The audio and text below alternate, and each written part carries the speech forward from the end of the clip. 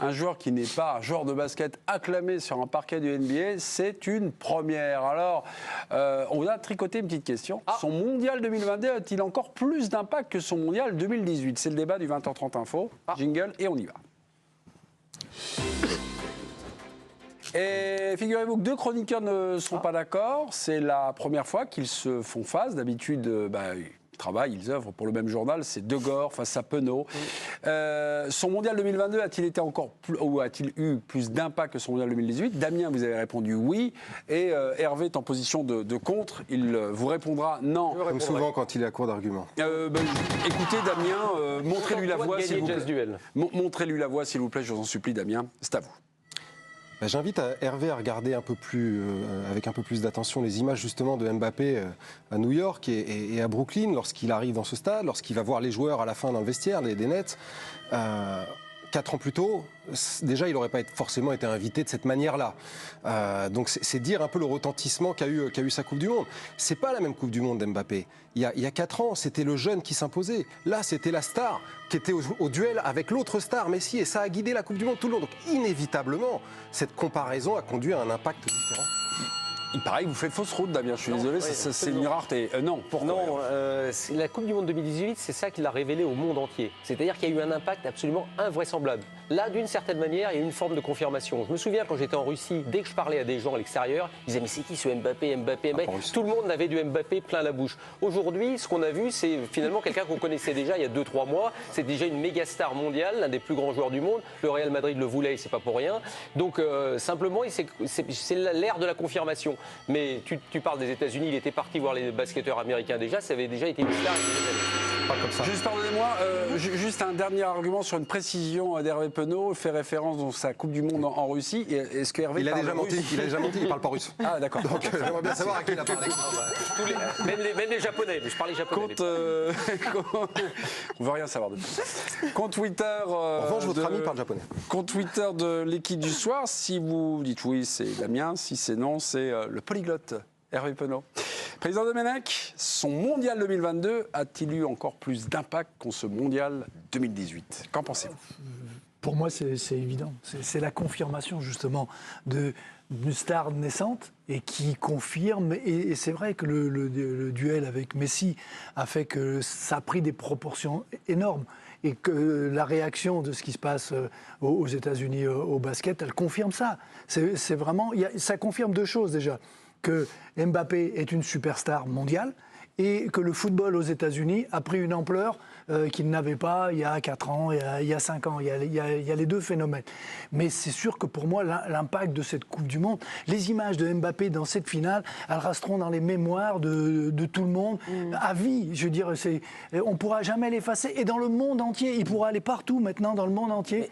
Ils ne se souviendront pas de 2018, ils se souviendront du Qatar et de la finale. Ils se souviendront de 2018 parce qu'il l'a gagné, mais je pense qu'il a sa performance en finale. En fait, je pense que c'est ce qui a fait aussi qu'il a basculé dans une autre dimension. Il a marqué un triplé en finale de Coupe du Monde. Il a transformé son penalty, son tir au but face à Martinez. Et je pense que c'est cette performance-là a marqué les esprits plus que toute sa Coupe du Monde 2018, même plus que son match contre l'Argentine où il avait déjà été phénoménal. Il l'a fait entrer dans la légende, ça reste quand même le match contre l'Argentine. D'un seul coup, il est devenu Mbappé aux yeux du monde. Là, c'est un plus, évidemment, comme personne ne dira. C'est pas ce qu'il a fait entrer dans la légende. Je suis pas en train de dire ce qui s'est passé en finale, il a rien fait. Mais ce qu'il fait rentrer dans la légende, dans le monde entier qui découvre Mbappé, c'est à ce moment-là. Et je peux vous dire que visiblement, vous avez peu de culture de basket, parce que même au basket, il y a plein de joueurs de basket qui sont devenus des stars. C'est pas grave. Et Mbappé est devenu une idole absolue à partir de 2018. Il y a quelques mois, c'était déjà une star absolue. Mais c'est pas pareil. C'est 3 buts, mais c'est pas ça. Mais 3 buts en finale de Coupe du Monde, c'est ça qui fait entrer dans la légende. C'est ça. Pelé l'a dit, c'est pas 3, c'est 4. Pardon. Oui, en plus, il y a le penalty après. Il y a le tir au but aussi. Pelé, il avait doublé déjà en 2018. C'est qui Mbappé? Mbappé, c'est le mec que Martinez brandit, dont Martinez brandit l'effigie. C'est l'ennemi numéro 1 pour les Argentins. C'était pas le cas en 2018.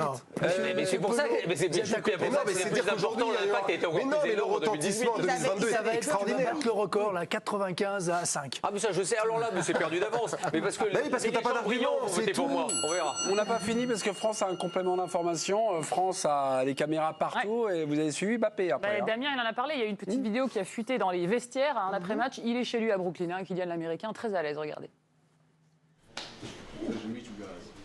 Super match les gars, félicitations, c'était vraiment fun à regarder. Bonne chance pour la suite de la saison.